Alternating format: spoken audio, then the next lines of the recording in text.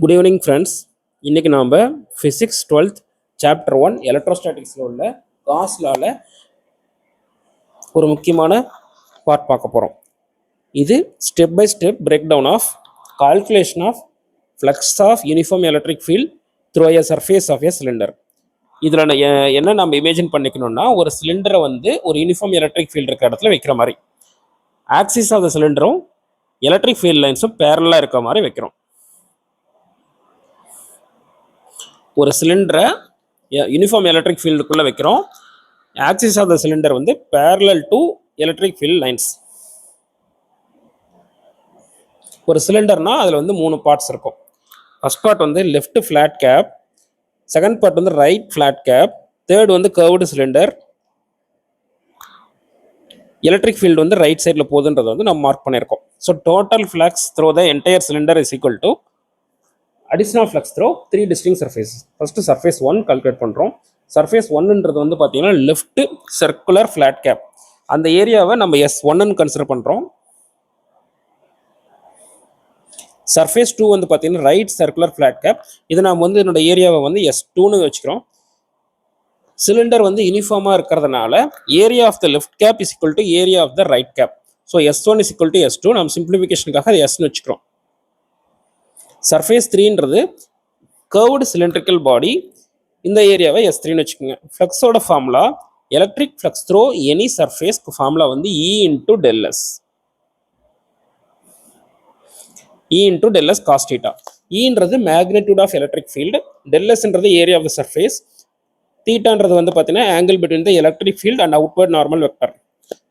ஒரு சர்ஃபேஸ்ன்னு இருந்தால் அதுக்கு நார்மல் 2 பக்கம் வரையலாம், இன்வர்டாகவும் வரையலாம், அவுட்வர்டாகவும் வரையலாம். ஆனால் மோஸ்ட்லி நம்ம ஏரியா வெக்டர் க்ளோஸ்ட் சர்ஃபேஸஸ்க்கு அவுட்வர்ட் நார்மல் தான் போடுவோம்.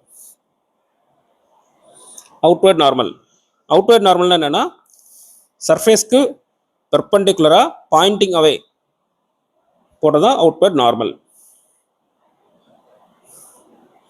ஸோ இப்போ நம்ம வச்சிருந்த சிலிண்ட்ரிக்கல் சர்ஃபேஸில் S1, S2, S3 இதில் ஒவ்வொன்றுக்கும் அவுட்வர்ட் நார்மல் எப்படி இருக்குன்னு பார்த்துருக்கோம். Outward normal vector of left flat cap பார்த்தீங்கன்னா towards left. Outward normal vector of right flat cap பாத்தீங்கன்னா towards right. Outward normal vector of curved surface பாத்தீங்கன்னா pointing radial outwards. ஸோ நம்ம ஒவ்வொன்றுக்கும் தனித்தனியாக ஃப்ளக்ஸை கால்குலேட் பண்ணுறோம். Flux through left flat cap பார்த்தீங்கன்னா electric field pointing right. Outward normal பார்த்தீங்கன்னா pointing left. இந்த மேஜ் பார்த்தீங்கன்னா உங்களுக்கு தெரியும். Electric field pointing right, outward normal pointing left. So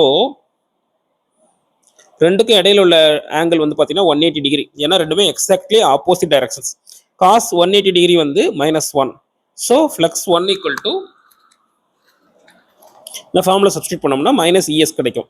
flux through right flat cap பார்த்தீங்கன்னா electrical field pointing right, outward normal pointing right. இந்த image பார்த்தா உங்களுக்கு தெரியும். Electric field pointing right, outward normal vector of right flat cap also pointing right. So ரெண்டுக்கும் இடையில உள்ள angle பார்த்தீங்கன்னா 0 degree.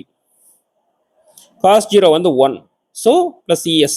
Flux through curved cylinder பார்த்தீங்கன்னா electric field pointing right, outward normal pointing radially outward perpendicular to the electric field. So theta is equal to 90 degree. Cos angle 90 degree. Cos 90 degree equal to 0. So cos 0 0னா anything multiplied by 0 is 0. So total net flux calculate பண்ணோம்னா flux through first surface, flux through second surface, flux through third surface மூணே கூட்டினா கிடச்சிரும். Flux through first surface பார்த்தீங்கன்னா -ES, flux through second surface +ES, flux through third surface பார்த்தீங்கன்னா 0. So எல்லாமே நம்ம calculate பண்ணால் 0. Conclusion பார்த்தீங்கன்னா net electric flux throw a cylinder is 0. Every electric field line நம்ம எந்த லெஃப்ட் சைடு வழியாக வரக்கூடிய ஃபீல்டு லைன் எல்லாமே ரைட் சைடே வெளியே போயிடுது. So cos law total flux through a closed surface equal to enclosed charge inside that surface divided by epsilon naught. Epsilon naught is permittivity of free space. As our calculated total flux is 0, உள்ள இருக்கக்கூடிய charge 0. So there is no net electrical charge hiding inside the cylinder. Next, Gauss law. Gauss law எப்பவுமே shape and size of the object doesn't matter. Net charge தான் முக்கியம். Origin of electric field எப்படி இருக்குன்னு பார்க்கணும், Gaussian surface எப்படி இருக்குன்னு பார்க்கணும், symmetry, link to inverse square law, இதெல்லாமே நம்ம நெக்ஸ்ட் வீடியோவில் பார்க்க போகிறோம். நெக்ஸ்ட் வீடியோவுக்கு சப்ஸ்கிரைப் பண்ணி வச்சுக்கோங்க.